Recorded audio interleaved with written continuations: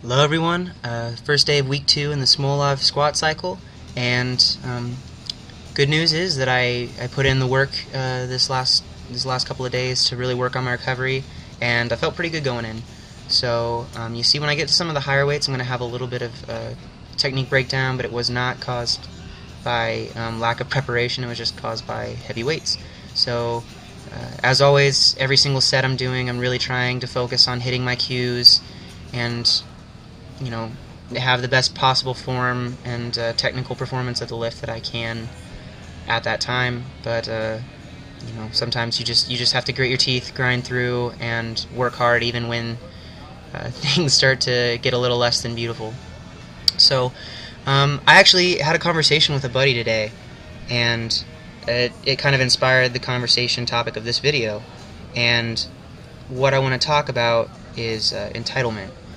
And it started out with the conversation that we were having about confidence versus cockiness, and kind of shifted to the subject of how you treat other people, especially if you're someone who has found some success in this sport specifically. And kind of what I want to talk about is, I guess the thesis statement here is, you're not ever entitled to treat someone poorly.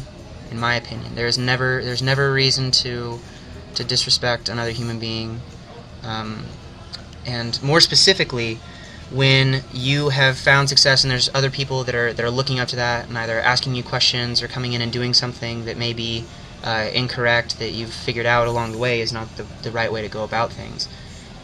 And there's the two reactions you can have. You can have one where you're going to be helpful or neutral, where you're either going to try to help the person or you just let them do their thing until they come and ask you for help, or you're going to put them down. And I would never recommend that second option. And I guess my reasonings for this are, when someone's trying to achieve something in this sport, when they're trying to build their own success and are coming to you, or are around you while you're going through your process, you've never I guess there's two ways that you can have come from, two paths that you could have taken. You could have either started out and been pretty good at things and just naturally excelled at this, in which case you don't know what it's like to kind of pull yourself up from mediocrity. You don't know what it's like to be a normal person and have to push yourself that much harder to even keep up with the genetically gifted and excel, because you've just been one of them. The other path is the person who's paid their dues, from the start, of just you learned real fast that you had to work hard because you didn't have it naturally and you had to really fight to catch up. But if you're that person, why would you ever, what it's like to start hard. You know what it's like to not have instant gratification and success in this, and so why would you ever want to put someone down who's in your same situation that you started with?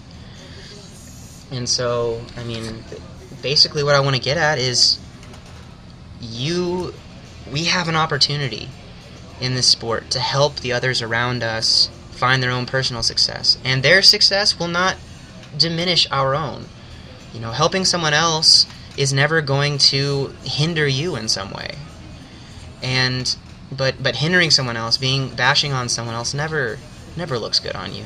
It's, if you're good at something, if you're truly good at something, you don't need validation because everyone else is bad at it. You'll be able to succeed just by doing well. You don't need to put other people down to make yourself feel better. And this isn't directed at anyone in particular. This is just kind of a general thought. But pursue your own excellence, and if you can help other people along the way, go ahead and do that. But don't ever put someone else down just because they're not where you're at. You don't know their story. You don't know where they're coming from. And, they might be having to fight a much tougher battle than you. And just remember that. So after the squats, that was 550 for a triple, and then 2 sets of 4. They were pretty heavy, obviously, but made it through. I think the 550 for a 4, it might be a PR for me. I don't know. That converts up to around a 625 squats. I'm pretty happy with that. Afterwards, I hit my 330 for 5 sets of 2, long pause the last one, and the sets felt better and better as I went, as I just got a little bit more in the groove of things. After that, I did my pull-ups, my rope pushdowns, face pulls, and some rollouts, so felt good. And my next session is going to be pretty heavy again. Actually, it's going to be heavier, so wish me luck on that. If you guys enjoyed the video, please leave a like rating. Comment or ask questions below if you enjoyed it or got something from it. Go ahead and share it with your friends if you think they might need to hear this, because I feel like this is a topic a lot of people could really dig into. You know, don't put down the other people that are doing this with us. We're all in it together right now.